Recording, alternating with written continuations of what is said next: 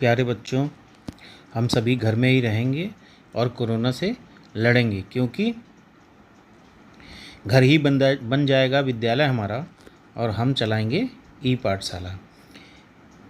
ई पाठशाला के इस वीडियो में हम लोग कक्षा 8 का पाठ 1 विज्ञान एवं तकनीकी के क्षेत्र में नवीनतम प्रगति से के अभ्यास प्रश्नों का संपूर्ण हल देखेंगे।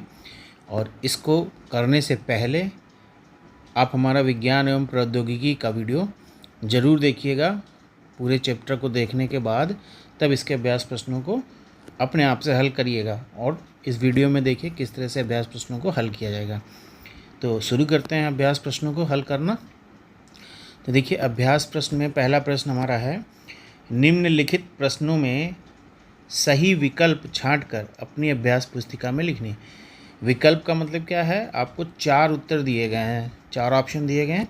इसमें से जो सही उत्तर है उसको आपको टिक करना है या अपनी अभ्यास पुस्तिका में लिखना है।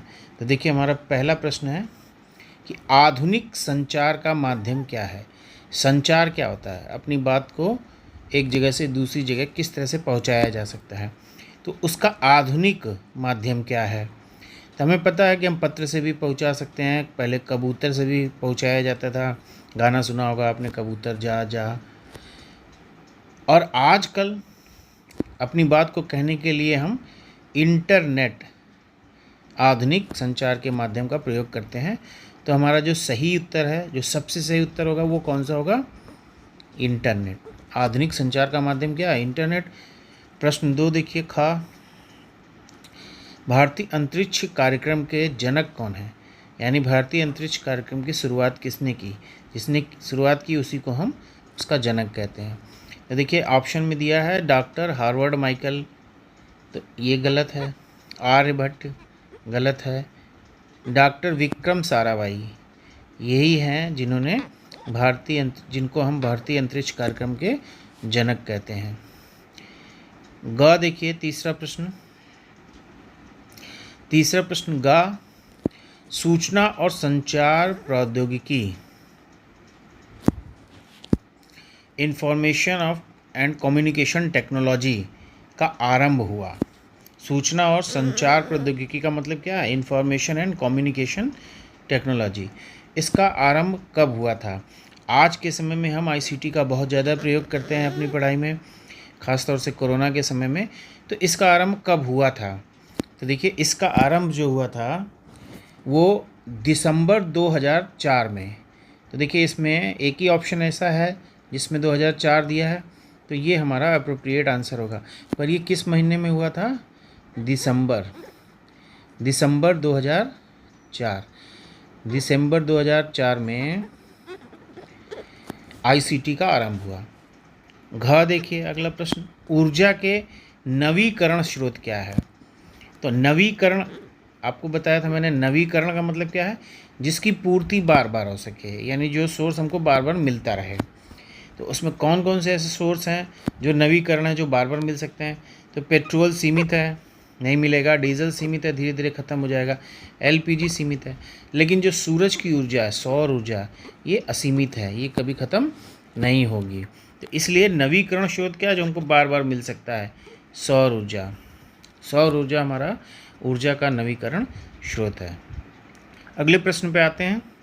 तो देखिए, अगला प्रश्न हमारा, रिक्त स्थानों की पूर्ति करना है, आपको खाली जगह भरनी है। तो खाली जगह में पहला देखिए, अब आपको कॉपी में क्या करना है?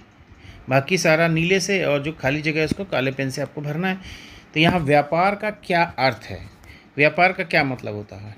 तो आप जानते हैं व्यापार का क्या मतलब है? किसी चीज़ को खरीदना और बेचना, यानी क्रय करना और विक्रय करना। तो व्यापार का अर्थ क्या है? क्रय और विक्रय, यानी खरीदना और बेचना। तो यहाँ पे क्या भरेंगे हम? क्रय और विक्रय। ठीक है। दूसरा देखिए, खा में क्या है? डैश डैश और डैश परिवहन के नवीन साधन है। परिवहन का मतलब क्या है? आप एक जगह से दूसरे स्थान पर किन किन साधनों का प्रयोग करके जा सकते हैं, जिसे हम परिवहन के साधन कहते हैं। तो नवीन साधन की बात हो रही है। पहले हम लोग कैसे जाते थे? पैदल जाते थे, साइकिल से जाते थे। लेकिन अब अगर कहीं जाना होता है या दूरी जाना होता है तो उसके लिए हम किन किन नवीन साधनों का प्रयोग करते हैं। तो नवीन साधनों में देखिए, इस समय मेट्रो सिटीज़ में मेट्रो ट्रेन चल रही है, बुलेट ट्रेन चल रही है, बुलेट ट्रेन, और ई कार्ट या ये कह लीजिए ई व्हीकल, इसका बहुत ज़्यादा प्रचार सरकार कर रही है, इलेक्ट्रॉनिक व्हीकल्स का। तो आपने ई रिक्शा भी देखा होगा, शहर में चलता, बैटरी से चलने वाली रिक्शे, बैटरी से चलने वाली कारें, बैटरी से चलने वाली बाइक, स्कूटर भी आ गए हैं अब। ठीक है, तो ये सभी क्या नवीन साधन है। अब हम लोग ई टेक्नोलॉजी की तरफ बढ़ रहे हैं धीरे धीरे। सीएनजी की गाड़ियां हैं। सीएनजी को क्या कहते हैं? Compressed natural gas. CNG compressed natural gas. और ये गैस कौन सी होती है? ये गैस होती है CH4 मीथेन गैस। तो सीएनजी से चलाए जाने वाले व्हीकल्स का प्रयोग हो रहा है, बैटरी से चला जाने वाले प्रयोग। तो ये सभी क्या नवीन साधन है? Metro train, bullet train, e vehicle, ई ऑटोमोबाइल, सीएनजी वाले मोबाइल्स, ऑटोमोबाइल्स। क्लियर? तो आगे चलते हैं। गा में देखिए, गा है स्नैपडील और फ्लिपकार्ट। स्नैपडील और फ्लिपकार्ट आदि खाली स्थान कंपनियां हैं। तो ये स्नैपडील और फ्लिपकार्ट कैसी कंपनियां? देखिए, अभी पिछले हफ्ते ही आपने एक सामान मंगवाया था ऑनलाइन, आपको याद है? याद है आपको किस साइट से मंगाया था? हाँ, फ्लिपकार्ट से। तो स्नैपडील और फ्लिपकार्ट क्या है? ये ई कॉमर्स कंपनियां हैं, यानी इनके द्वारा हम घर बैठे बैठे मोबाइल से ही कोई भी सामान घर मंगा सकते हैं। तो स्नैपडील और फ्लिपकार्ट, अमेज़ॉन, ये सभी क्या हैं? ई कॉमर्स कंपनियां हैं। आईसीटी योजना का आरंभ, ये भी पीछे भी प्रश्न आया था कि आईसीटी कब प्रारंभ हुआ था। तो आपने बताया था कि दिसंबर 2004 में आईसीटी यानी सूचना एवं संचार प्रौद्योगिकी का आरंभ हुआ था। 3G और 4G किसके साधन हैं? तो देखिए, आप पूछा जाता है तो आप कहते हैं कि हमारे में नेट नहीं है, हमारा मोबाइल 2G है, 3G है। तो एक्चुअली में ये होता क्या है 2G 3G?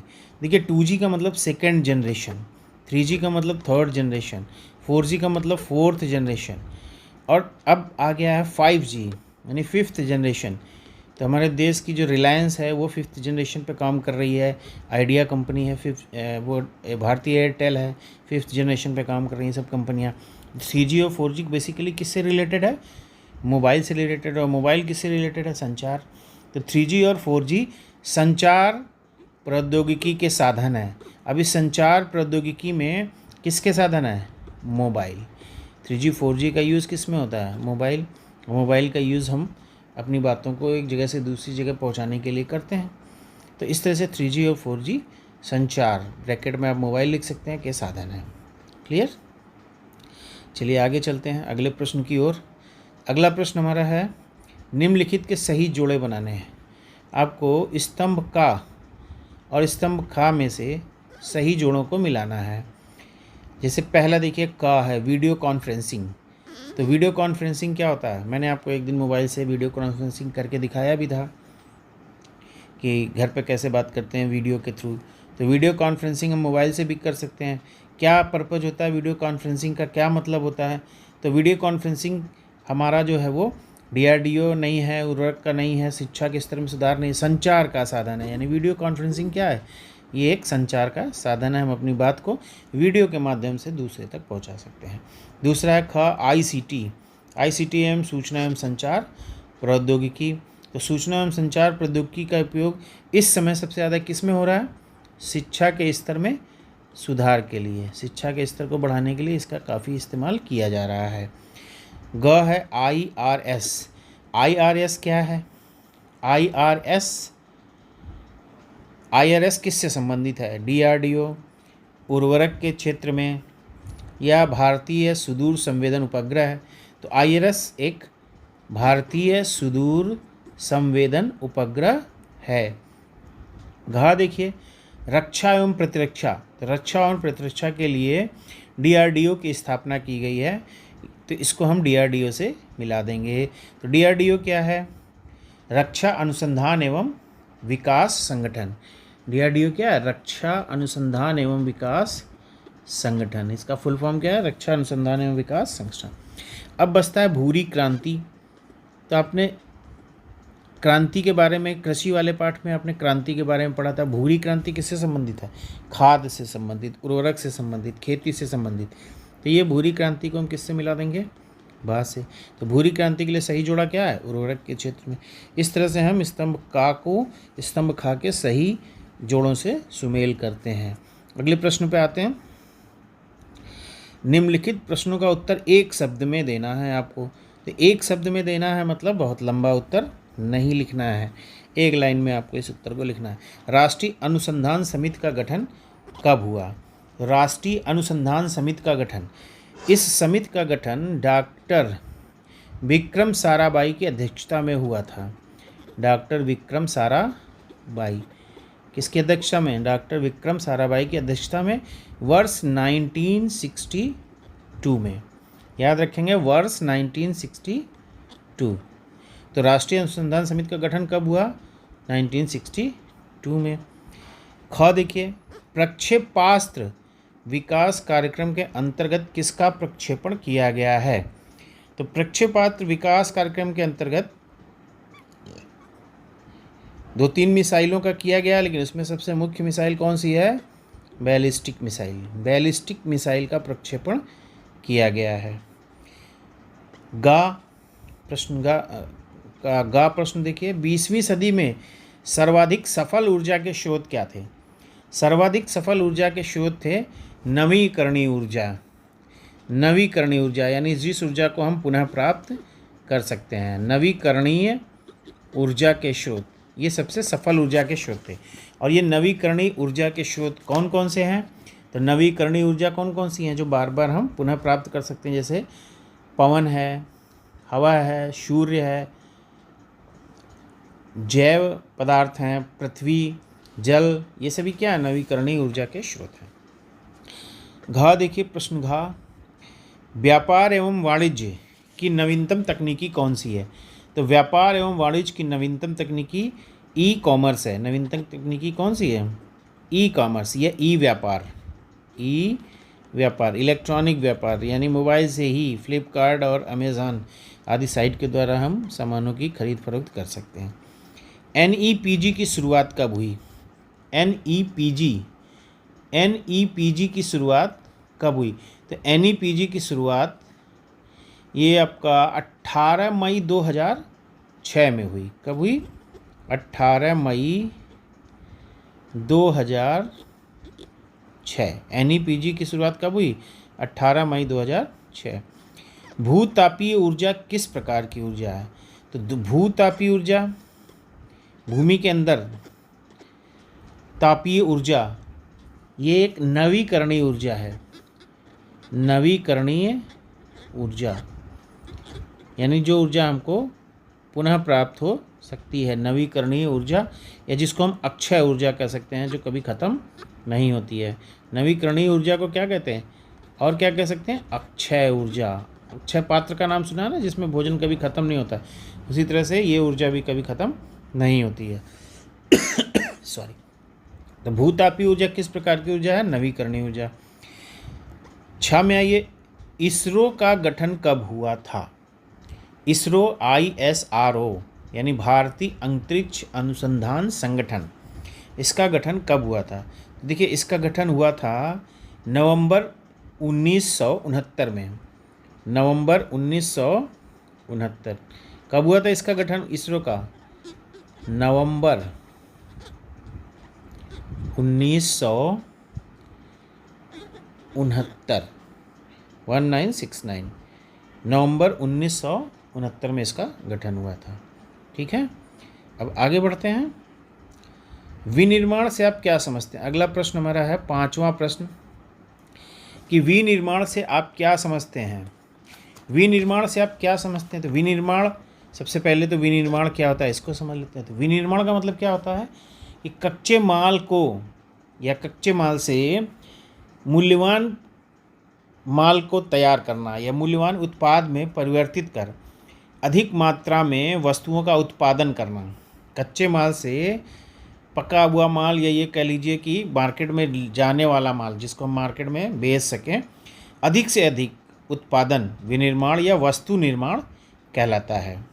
जैसे हम ऊन से तरह तरह के वस्त्र बनाते हैं, ऊनी वस्त्रों का निर्माण करते हैं, साल का निर्माण करते हैं, फिर उसे मार्केट में बेचते हैं। तो विनिर्माण का मतलब होता है वस्तु का निर्माण करना। उसका निर्माण हम किससे करते हैं? कच्चे माल से। तो कच्चे माल से मूल्यवान उत्पाद को परिवर्तित करके वस्तुओं के उत्पादन को वस्तु निर्माण कहते हैं। सविस्तार समझाइए, यानी इसके बारे में थोड़ा और समझिए। तो इसका उपयोग प्रायः जो होता है वो औद्योगिक गतिविधियों में किया जाता है, उद्योग धंधों में किया जाता है, ज़्यादा से ज़्यादा प्रोडक्शन के लिए किया जाता है, जिसमें कच्चा माल बड़े पैमाने पर तैयार माल में कन्वर्ट किया जाता है या बनाया जाता है। कच्चे माल से हम माल तैयार करते हैं, फिर इसको मार्केट में ले जाते हैं, मार्केट में उसको सेल करते हैं। तो विनिर्माण से तैयार माल उपभोक्ताओं द्वारा उपयोग किया जाता है।